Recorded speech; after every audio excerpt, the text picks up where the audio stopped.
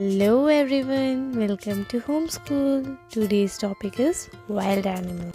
So, first we should know who are wild animals.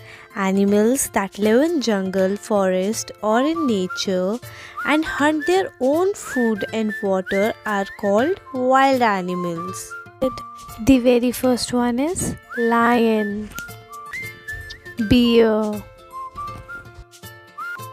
our national animal, tiger, wolf, leopard,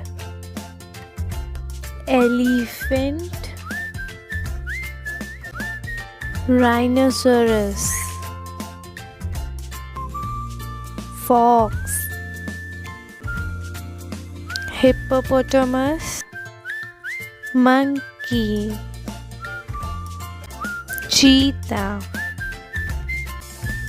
gorilla, crocodile, kangaroo, chimpanzee, giraffe, snake, hyena, bison. Last but not the least, polar bear.